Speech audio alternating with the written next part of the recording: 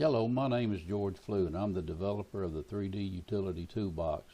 This video is the first in a series of videos demonstrating some of its many features. The toolbox itself consists of over 1,000 AutoCAD drawing blocks including switches, connectors, structures, etc. and over a dozen major apps written in AutoCAD VBA and AutoLisp.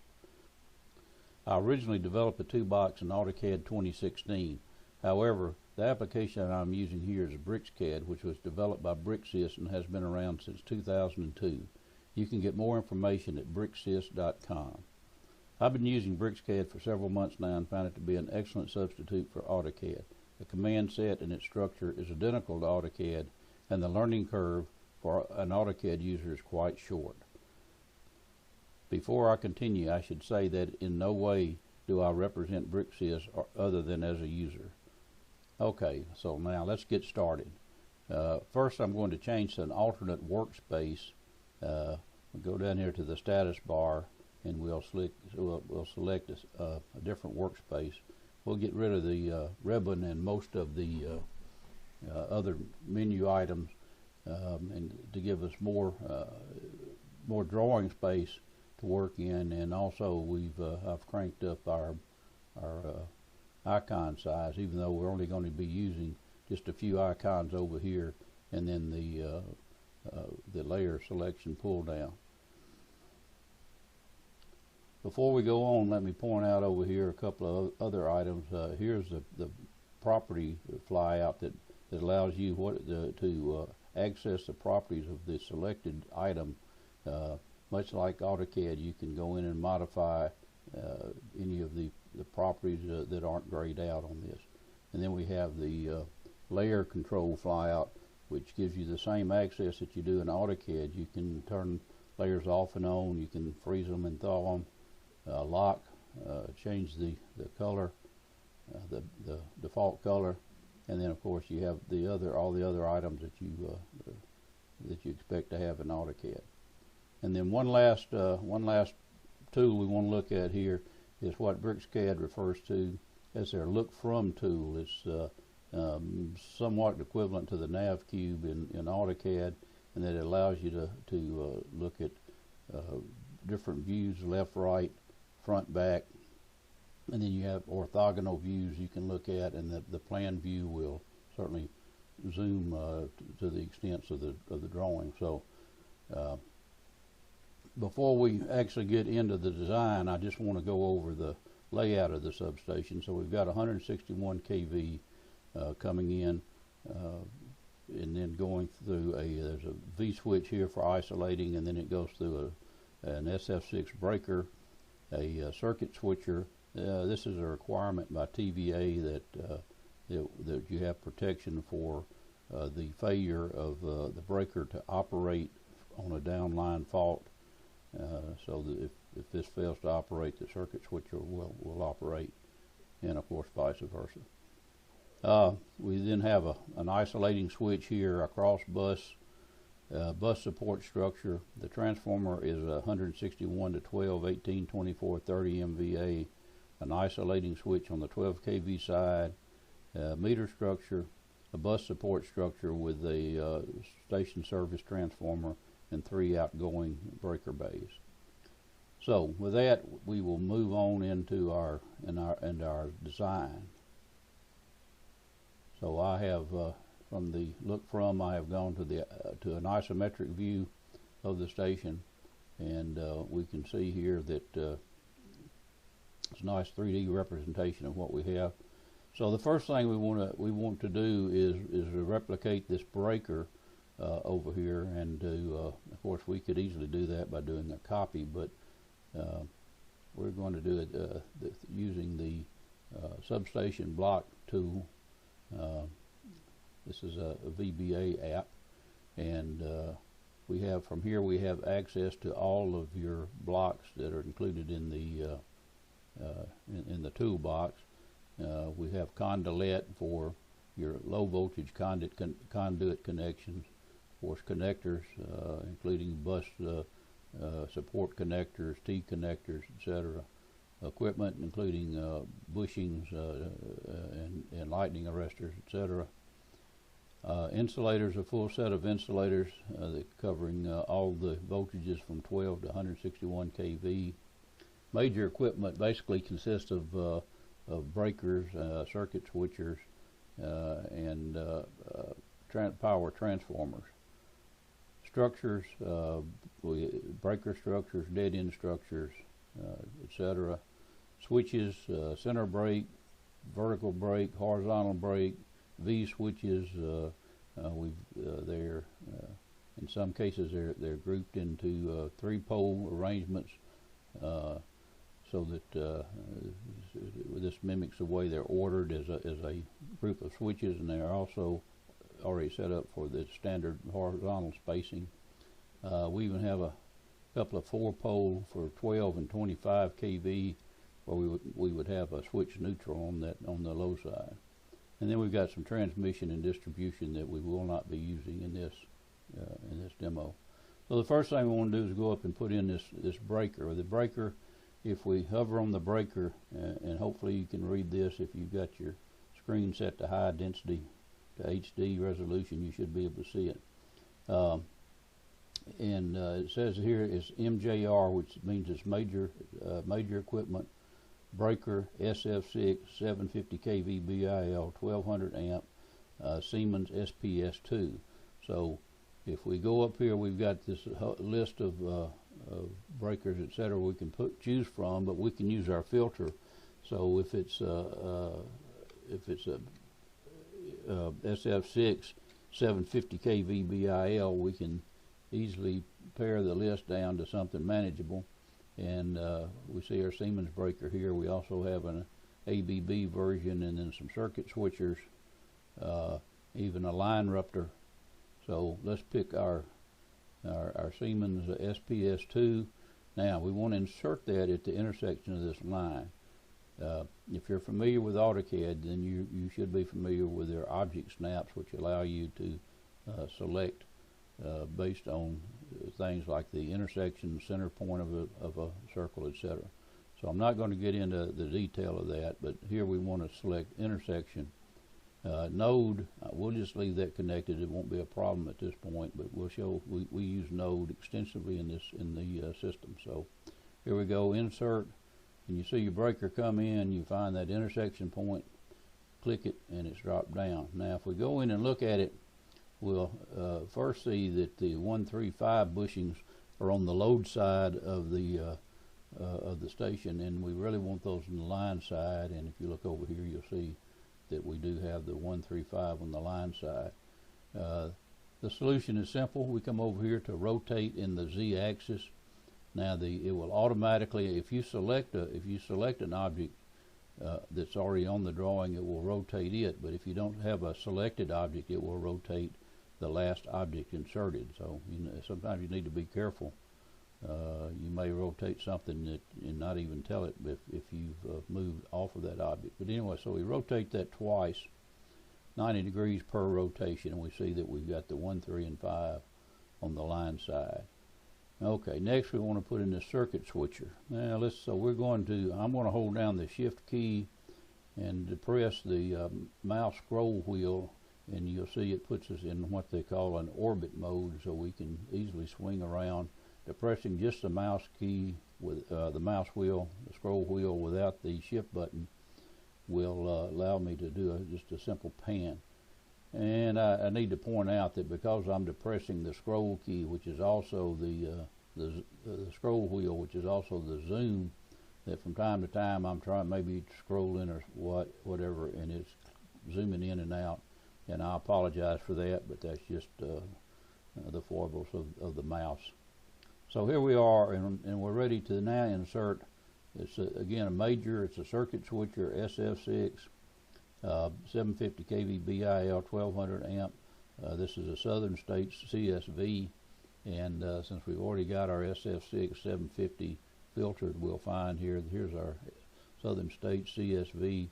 Again, we want to go to the intersection, so we'll just click, insert, and plop it down, and then we'll notice we compare it to this one that this upper terminal point is pointed down line rather than up line. So again, we want to go over here and rotate in the Z-axis 2 times, and we've got that oriented correctly. Now the next item is this switch with it's sitting on a structure, and this structure, it says the structure is a switch structure, 3-pole vertical break, 161 kV. It's 10-foot tall structure. So let's go over to our structures. Let's eliminate the filter, and let's put in again, let's go back and look. The structure is a switch 3-pole vertical break. We can probably just put in 3-pole vertical break, and well, let's and if we throw in 16 for 161 kV, then it will narrow us down to to all of our 3-pole vertical break 161 kV switches. So here you see this is the 10-foot switch that we are looking, I mean the 10-foot structure. So let's click on this. This is a structure switch 3-pole vertical break 161 10-foot. So this is the one we're looking for. So we'll insert it, and again at the intersection, and now we have all of these structure and equipment in. So the next thing we need to do is put this switch on here, and this switch is a switch vertical break 3-pole 750 kV BIL 1200 amp USCO. So let's go to switches, and we want a 3-pole vertical break, 3-pole, excuse me. Let's go vertical break 3-pole, say it in the right order, and we see here, here's our 750 USCO. So we have 12 kV, 25, 46, 69, 161. So so our 750 kV BIL 3-pole. Now this time, go down here, I want to point out this little magenta, maybe it looks pink on your screen, this little magenta object here. This is a point feature. Point features are used prevalently in civil applications as elevation points, but in our substation there's not much need for a point feature, so I've used them extensively as snap points for equipment and material. You can see, and you'll see them. You see a couple of them over here. You'll see them scattered liberally around the drawing as we go. So let's take off the intersection. There are a number of intersections around here. Don't want to find the wrong one. We just want to snap to the node. So again, do insert, come here, insert, and then you'll notice that the switch opens, as we've got it shown here, opens toward the load side of the station. And standard practice is have that switch blade dead when it's open. Well, the purpose of the switch blade is to isolate the breaker in the circuit switcher. So we want that switch blade on the line side here. So again, let's just rotate it in the Z-axis a couple of times, and you see it agrees with the one down here in the other bay. Okay, so now we've got that. The next one we want to put in here, which will complete our installation up to the high side of the transformer, and that's this structure here with the insulators. And this is a structure, I call this a pi structure, 161 kV 13 foot. So let's go over to our structures, clear that out. Pi 161 kV 13 foot, and you can see here why I call this a pi structure. It looks like not a piece of pie, but a Greek pie. And so this is the 13-foot structure we want. We need to go back to intersection, so we're going to insert that one here at this intersection. And then now we need to put on that structure insulators. Well, we can go over here and see that we've got some TR295s, but I'm going to bring up my design cheat sheet, I call it, and of course it comes up in the wrong screen, so let me drag it over here. Our design cheat sheet. Now I've been using this this cheat sheet since I started my career back in early 70s. Now it's been changed over time, but it's it's been the same basic form. I believe this was probably originally developed by Jim Wormuth with Allen and Hoschel. But here at the top we've got our bus design that gives our spans under various conditions, our ampacities, bus ampacities, NEMA clearances, and then down here we finally get to station post insulators. We've got two that are 750 kV BIL, TR 291 and 295. The only difference being their cantilever strength. So we're going to go with the stronger one, the 295. All the other physical and electrical characteristics are the same. So we will go back up here and we'll go to insulators, scroll down, and we'll find down here toward the bottom of the screen the TR 295. And here again we're going to use the node insert, because you'll notice here on this structure that we've got 3 node points, or 3 point features set up that are nodes. So we will do a simple insert here. It's as easy as inserting and clicking to the point. Okay, and then we're going to finish this off. We're going to go ahead and put the connector here, and this will finish off this part of our video. Let me say that that in my career for 161 bus, I don't know that I've used anything but 4-inch bus. If we bring our design sheet back up, you'll see that 4-inch bus, aluminum bus, the spans, the maximum spans it'll take under various configurations is more than adequate for what we run in 161. And the ampacity for the aluminum 2600 amps, if you convert that to MVA, that would be, I'm having a hard time doing that in my head, 3927, that'd be over 600 megawatts of load. And of course here we've only got 230s that are parallel, that could be parallel, so that's 60 megawatts. And that ampacity would satisfy almost any line that was going through. You might get into some higher ampacity lines if your bus is a through bus. So, but here we'll go with a 4-inch bus. So at this point I want to install a connector to hold the bus.